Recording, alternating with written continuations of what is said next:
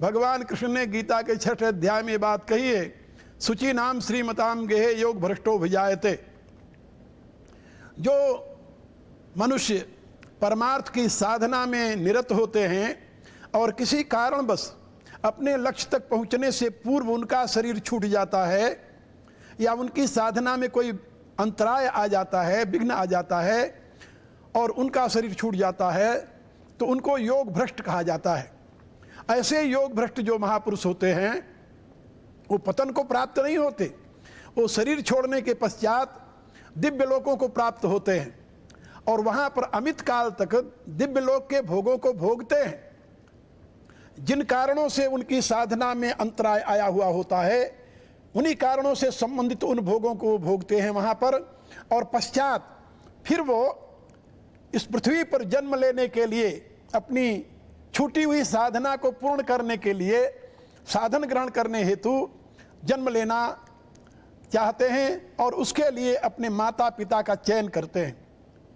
इस पृथ्वी पर, इस मृतलोक में जो स्त्री पुरुष संयम युक्त जीवन जीते हैं, धर्मयुक्त जीवन जीते हैं, पवित्र जीवन जीते हैं, उन्हीं के यहाँ वो पवित्र आत्माएं पुत्र रूप में जन्म लेकर के पुनः अपनी साधना को आगे बढ़ाती हैं और परम पद को प्राप्त करने का प्रयत्न करती हैं। इसलिए जिस देश में पवित्र पुरुष और स्त्री, जिस देश में पवित्र माता पिता, पवित्र आहार विहार व्यवहार से युक्त स्त्री पुरुष निवास करते हैं, उसी देश में उन पवित्र आत्माओं का आविर्भाव होता है।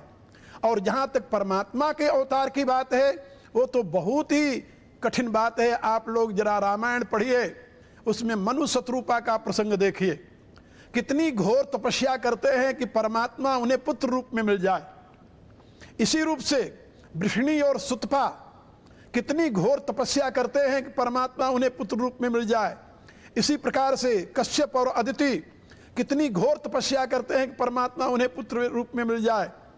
जब उनकी घोर तपस्या पूर्ण होती है तो ऐसे तपस्वियों के लिए द्रवित होकर के प्रभु उन्हें वरदान देते हैं कि चलो मैं तुम्हारी भावनाओं को पूर्ण करने के लिए तुम्हारे यहाँ पुत्र रूप में अवतार लूंगा। ये कोई भारतवर्ष के लिए ही वरदान नहीं है। मेरा ऐसा विश्वास है कि यदि ऐसी तपस्या करने वाले लोग किसी भी देश में हों तो वहाँ भी परमात्मा का अवतरण हो सकता है। लेकिन आप लोग जानते हैं जिन देशों में सेक्स को केवल बायोलॉजिकल यानी एस्पेक्ट मानते हैं और केवल बायोलॉजिकल एंजॉयमेंट का साधन मानते हैं, उन देशों में आपको पवित्र माता पिता कहाँ से मिलेंगे? आप जरा कल्पना कीजिए, जहाँ पर सेक्स को एंजॉयमेंट का एक कॉमन साधन माना जाता हो वहाँ पर पवित्रता के लिए कहीं स्थान है? भारत में दो बातों की पवित्रता रही है, पवित्र आहार और पवित्र विहार। पवित्र विहार माने